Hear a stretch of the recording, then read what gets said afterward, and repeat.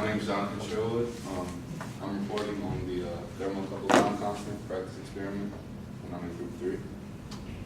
To introduce the experiment, when you're measuring a transient system with a thermocouple, you want to consider transient response. The time constant of that transient response can be estimated using either heat transfer theory or it can be done experimentally like we do here. The basic objective is to record the transient response of an 1/8 of an inch K-type thermocouple probe when removing it from boiling water and to manipulate and graph the data.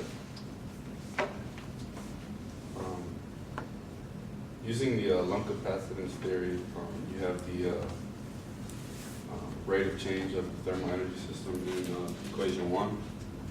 When you integrate equation 1 using the initial condition of a starting time of temperature equal to T naught, you get equation 2. Equation 3 is the definition of the time constant, and when you substitute equation 3 back into equation 2, you get 4, which you can manipulate into 5, which defines the time. That equation right there is the normalized temperature, so that's what it is when I refer to it.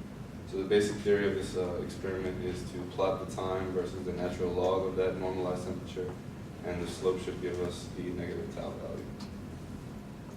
Our apparatuses used were a 500 milliliter flask, half full of boiling water, a hot plate heater, a type K thermocouple, paper towels, and a computer equipped with the PDAC acquisition capabilities.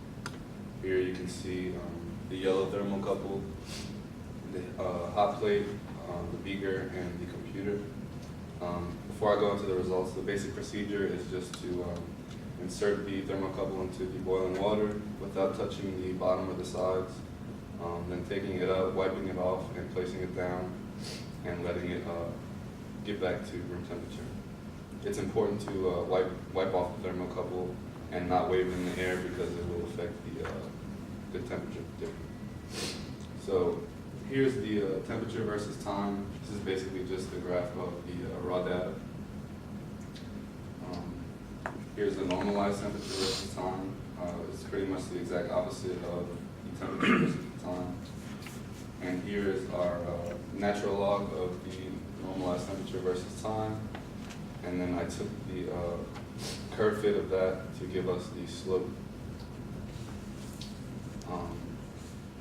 So using the linear curve fit of that last graph I showed you, we were able to get tau, which is negative 0.00.9. So to conclude what we're talking about here, a thermal time constant represents the time required for a device to go from a maintained temperature to another temperature. 3 very important facts of the lump capacitance method is that the temperature of a solid is assumed spatially uniform. Temperature is a function of time only, and the lower the time constant tau, the faster the heat of a solid, the faster the heating of a solid. And that's it. Can't really think of a question. That's fine.